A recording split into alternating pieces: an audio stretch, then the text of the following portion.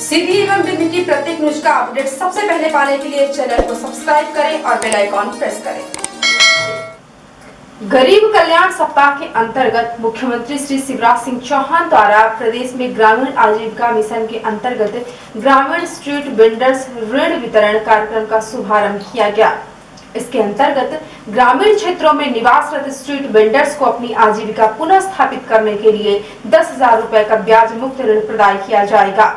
मुख्यमंत्री ग्रामीण पथ विक्रेता योजना अंतर्गत हितग्राहियों को ऋण वितरण का जिला स्तरीय कार्यक्रम पूजा पार्क में विधायक सीधी केदारनाथ शुक्ल के मुख्य आतिथ्य में हुआ।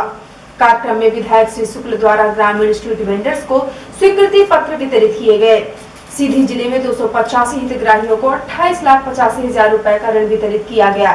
जिला स्तरीय कार्यक्रम में मुख्यमंत्री श्री शिवराज सिंह चौहान का उद्बोधन वर्चुअल माध्यम से जनप्रतिनिधियों, अधिकारियों और ग्रामीण स्ट्रीट वेंडर्स के हितग्राहियों ने सुना और देखा।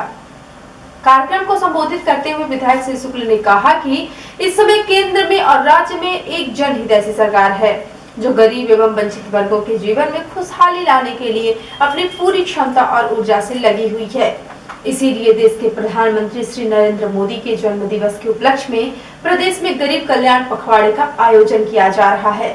पूरे सप्ताह भर जन कल्याणकारी कार्यक्रमों का आयोजन कर गरीब एवं वंचित वर्ग की सेवा कर गरीब कल्याण पखवाड़े का आयोजन किया गया।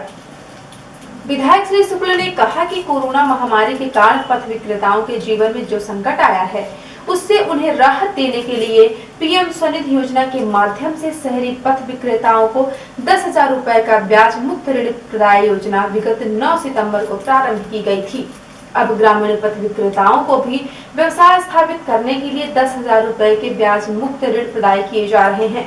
उन्होंने कहा कि इस योजना का प्रभावी क्रियान्वयन कर अधिक से अधिक लोगों को लाभ प्रदान किया जाए। योजना का व्यापक प्रचार प्रसार हो जिससे लोग योजना का लाभ लें और अपने व्यवसाय को पुनः स्थापित कर आत्मनिर्भर बने और खुशहाल जीवन व्यतीत करें। विधायक श्री शुक्ल ने उपस्थित हितग्राहियों से कहा कि इस राशि का सदुपयोग अपने व्यवसाय को स्थापित करने में करें। यह तो सफलता की ओर पहला कदम है। इस ऋण के चुकता करने पर हितग्राही को पुनः ऋण की पात्रता होगी जिससे वह अपने व्यवसाय में उत्तरोत्तर वृद्धि कर सकते हैं। कार्यक्रम में कलेक्टर रविंद्र कुमार चौधरी ने बताया कि गरीब कल्याण सप्ताह के अंतर्गत ग्रामीण स्ट्रीट वेंडर्स आत्मनिर्भर योजना अंतर्गत सीधी जिले के आजीविका मिशन के 589 ऋण स्वीकृत किए गए हैं जिसमें से 285 ऋणों को वितरित किया जा रहा है।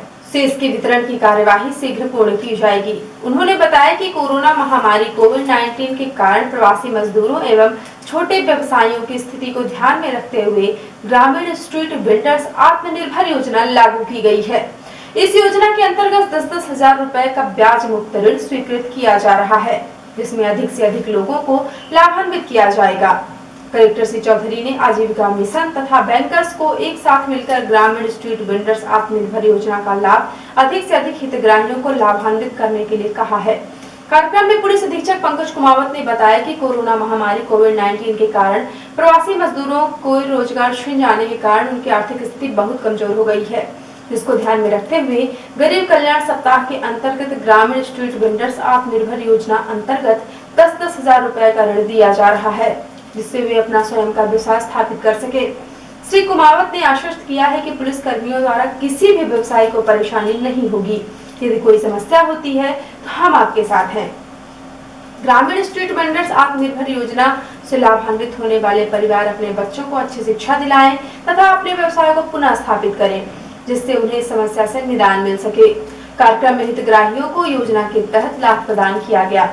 कार्यक्रम में जनपद पंचायत सीधी की प्रधान शकुंतला सिंह परिहार, मुख्य कार्यपालन अधिकारी जिला पंचायत आर.के. शुक्ल, उपखंड अधिकारी गोपनाथ नीलांबर मिश्रा, गणमान्य नागरिक धर्मेंद्र सिंह परिहार, धर्मेंद्र शुक्ला सहित जनप्रतिनिधि, संबंधित विभागीय अधिकारी एवं हितग्राही उपस्थित रहे।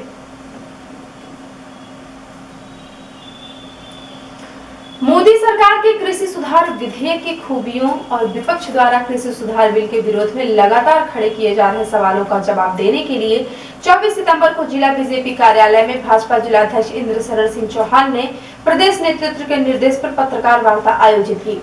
पत्रकार वार्ता में उन्होंने अपनी बात रखते हुए कहा कि कांग्रेस ने शुरू से ही देश के किसानों को कानून के नाम पर अनेक बंधनों से जकड़ रखा है। आज तक तो किसान के हित में कोई फैसला ना तो लिया और ना ही लेने दे रही है।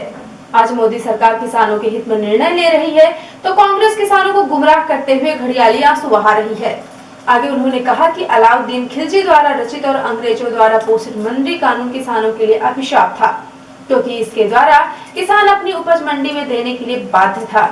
भारतीय जनता पार्टी की मोदी सरकार किसानों की आय दुगनी करने के लिए वचनबद्ध है। श्री चौहान ने कहा कि देश में एमएसपी व्यवस्था समाप्त नहीं होगी, बल्कि कृषि सुधार के नए विधेयक से किसान और सशक्त और समृद्धशाली होगा। कांग्रेस ने किसानों को सशक्त बनाने की बजाय अभी तक अपना गुलाम बना के रखा था। 55 साल में कांग्रेस ने किसानों का कर्ज कभी माफ नहीं किया, जहां किया भी तो उस पर भारी घोटाला करते हुए अपनी तिजोरी भरी। जबकि प्रधानमंत्री नरेंद्र मोदी ने किसान सम्मान निधि के तहत किसानों को 92,000 करोड़ रुपए से अधिक की राशि उनके खाते में डालकर दृढ़ इच्छा शक्ति का उदाहरण प्रस्तुत किया। तो भारतीय जनता पार्टी सरकार की हमेशा से यही मंशा रही कि किसानों के आय को दुगना कैसे किया जाए। उस किसानों की आय को दुगना करने की कड़ी में हमारी पूर्ववर्ती सरकार भाजपा की पूरे प्रदेश में मध्य प्रदेश पहला ऐसा राज्य बना था। मैं मध्य प्रदेश से शुरुआत कर रहा हूँ कि जब 18% ब्याज था तो 18% ब्याज को घटाते घटाते 0% कर दिया और किसान क्रेडिट कार्ड के माध्यम से उन्होंने ऋण प्रावधान किया। अनेक ऐसे कार्य थे जैसे नरेंद्र मोदी जी ने प्रारंभ किया। मैं कृषि सुधार बिल के पहले एक भूमिका के रूप में बताना चाहता हूँ कि उन्होंने तय किया कि किसानों को हम सम्मान निधि दें और लगभग 92 हजार करोड़ रुपया किसानों को उन्होंने सम्मान निधि के बतौर दिया। तो भाजपा के एक नेता, भाजपा के देश के यशस्वी प्रधानमंत्री, इन सबका यह सपना रहा कि हम किसान की आय को दुगना कैसा करें। तो अलाउद्दीन खिलजी द्वारा यह स्थापित किया व्यवस्था, मंडी व्यवस्था, जो भारत में 60 दशक पहले लागू की गई थी। अलाउद्दीन खिलजी ने हमारे देश पे तुर्कों के बड़प्पन को दिखाने के लिए और भारत के किसानों को कुचलने के लिए एक नियमावली तैयार की थी और उन्होंने तय किया था कि हम मंडी में तय करेंगे कि हमारा यह सुनिश्चित स्थान है, आपको यहाँ पर ला करके अपना उत्पाद बिक्री करना ही होगा। और वह व्यवस्था अलाउद्दीन खिलजी की जो पूरे देश में एक शोषण का पर्याय बन गई थी, तो तथाकथित इतिहासकारों ने उसे सुधारवादी आंदोलन के रूप में प्रस्तुत किया, एक तारीख के रूप में प्रस्तुत किया। लेकिन उसके बाद जो शासक आए उनने उसका अनुकरण किया, क्योंकि अधिकांश हमारे देश में मुसलमानों का, मुगलों का शासन रहा 11वीं शताब्दी के बाद, तो यह व्यवस्था चलती रही। पत्रकार वार्ता में प्रिंट एवं इलेक्ट्रॉनिक मीडिया के अतिरिक्त जिला उपाध्यक्ष सुधीर शुक्ला, नगर पालिका के पूर्व उपाध्यक्ष जितेंद्र सिंह चौहान, जिला मीडिया प्रभारी सुरेंद्र मणि दुबे, युवा मोर्चा के जिलाध्यक्ष प्रमोद द्विवेदी, मंडल अध्यक्ष देव कुमार सिंह चौहान, बाबूलाल कुशवाहा, राकेश मौर्य, मनोज तिवारी, अजीत सिंह चंदेल, अजीत पांडे सहित अनेक कार्यकर्ता उपस्थित रहे।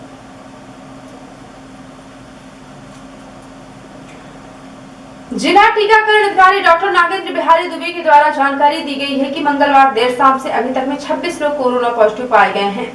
रैपिड एंटीजन किट द्वारा वार्ड क्रमांक 9 गोपाल दास रोड सीधी से 1, डिहरी सिमरिया से 1, जमोरी सिंगरान से 1, कोटदर महाराजपुर से 2, पिपरोहर से 2, मड़वा से 1, वार्ड क्रमांक 18 कोटहा से 3, दीनदयाल कॉलोनी वार्ड क्रमांक 12 से 2, बघवार प्लांट से 2, बिठौली से 1, बघवार से 1, नौरिया कुसमी से 4, Rewa medical college virology lab से 5।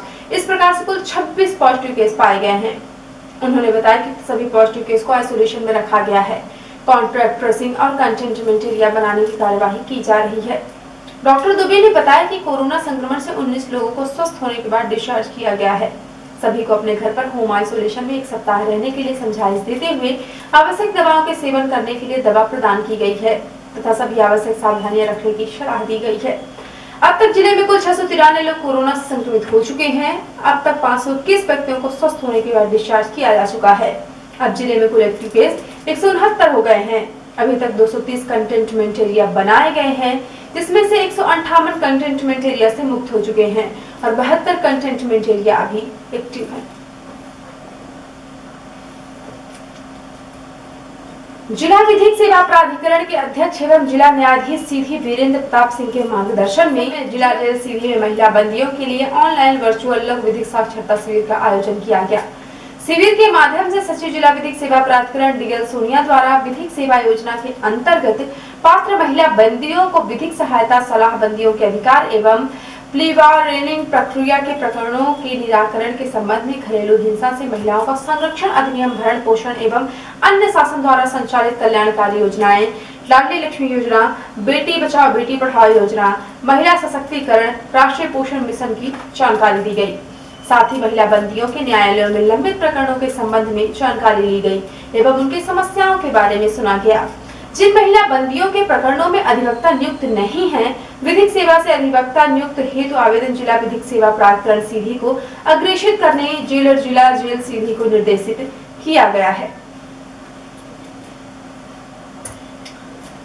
सीधी जिले की पिपराव पुलिस ने 9 वर्षों से फरार चल रहे नाबालिग के अपहरण के आरोपी अनिल उर्फ मुन्नू केवट बर्मन पिता राम प्रकाश केवट निवासी न्यू बरौधा थाना व्यवहारी जिला शहडोल को गिरफ्तार कर न्यायालय में पेश किया, जहां से आरोपी को जेल भेज दिया गया। बताया गया कि आरोपी वर्ष 2011 में एक नाबालिग किशोरी को बहला फुसलाकर कटनी लेकर चला गया था एवं वहीं पर अपने साथ रखे हुए था। वर्ष 2014 में सर्प काटने से अपहृता की मृत्यु हो गई, जिसके बाद आरोपी उसको वहीं छोड़कर फरार हो गया। पिपराव पुलिस द्वारा मुखबिर की सूचना पर से आरोपी को घेराबंदी कर गिरफ्तार किया गया एवं अपहृत किशोरी के बारे में पूछने पर उसने बताए अनुसार थाना माधवनगर कटनी ले जाया गया, जहां किशोरी का मर्ग कायम था। थाना माधवनगर में किशोरी की मृत्यु की पुष्टि होने पर आरोपी को गिरफ्तार कर चौकी लाया गया एवं वैधानिक कार्यवाही उपरांत न्यायालय में पेश करते हुए जेल पहुंचा दिया गया। उक्त कार्यवाही में उप निरीक्षक विशाल शर्मा, प्रधान आरक्षक मनोज प्रजापति, आरक्षक राकेश सिंह, संजीव बछेड़िया, जितेंद्र बघेल, जामले का योगदान रहा। और अब पेश है प्रादेशिक हलचल। Madhya Pradesh high court school सिर्फ ट्यूशन फीस ले सकते हैं। 1 सितंबर की अंतरिम राहत को अगली सुनवाई तक बढ़ाया। मध्य प्रदेश के गृह मंत्री ने माफी मांगी। नरोत्तम मिश्रा ने पहले कहा था मैं मास्क नहीं लगाता, बोले गलती हुई, माफी मांगता हूं, अब मास्क पहनूंगा। भोपाल में अंडा नहीं खाने की बात पर भड़की युवती अपनी सहेली छात्रा के सिर पर बियर की बोतल फोड़ी। और सिंधिया समर्थक मंत्री तोमर का कमलनाथ पर हमला, बोले अगर 15 महीने का लेखा जोखा खोल दिया तो वह जेल में होंगे। और अब से राष्ट्रीय हलचल। सेंसेक्स 1114 पॉइंट गिरा, ऑटो सेक्टर में 3.5% से ज्यादा की गिरावट। बीएसई लिस्टेड कंपनियों का मार्केट कैप 5 दिन में 10 लाख करोड़ घटा। भारत में रिकवरी ज्यादा और मृत्यु दर कम, क्योंकि कोरोना हमारे डीएनए में मौजूद ACE2 रिस्पिरेटर अटैक करता है। 60% भारतीयों में ये जीन बहुत मजबूत है। भारत बायोटेक कोवैक्सीन के फेज 3 ट्रायल अक्टूबर में करेगा। 50% इफेक्टिव होने पर भी अप्रूव हो जाएगा वैक्सीन। और ममता बनर्जी ने कहा दुर्गा पूजा पंडालों में सांस्कृतिक कार्यक्रम की इजाजत नहीं, राज्य सरकार पूजा समितियों को 50,000 का अनुदान देगी। और अब पेश है प्रमुख हलचल। जिले में ग्रामीण स्ट्रीट वेंडर्स योजना अंतर्गत 285 हितग्राहियों को 28,85,000 रुपए का मिला ब्याज मुक्त ऋण। कृषि सुधार विधेयक मोदी सरकार का ऐतिहासिक कदम, किसान के कल्याण के लिए समर्पित, कहा जिला बीजेपी अध्यक्ष इंद्र शरण चौहान ने। सीधी जिले में फिर मिले 26 नए कोरोना संक्रमित मरीज, 19 व्यक्तियों ने जीती कोरोना से जंग। जिले में कुल एक्टिव केस हुए 169। महिला बंदियों के लिए ऑनलाइन वर्चुअल लघु विधिक साक्षरता शिविर हुआ आयोजित। और पिपराव पुलिस ने 9 साल से फरार चल रहे नाबालिग के अपहरणकर्ता को लिया गिरफ्त में, न्यायालय में पेश करते हुए पहुंचाया जेल।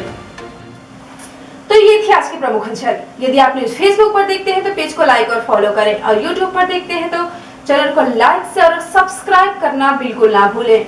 आप किसी भी न्यूज को तत्काल पढ़ने के लिए लॉगिन करें www.ntvnews.com। सीधी व बिंद के प्रत्येक न्यूज का अपडेट तुरंत अपने फोन पर पाना चाहते हैं तो आप प्ले स्टोर से हमारा app NTV India news download करें और जुड़े रहे अपने आसपास की समस्त गतिविधियों से NTV India न्यूज के साथ।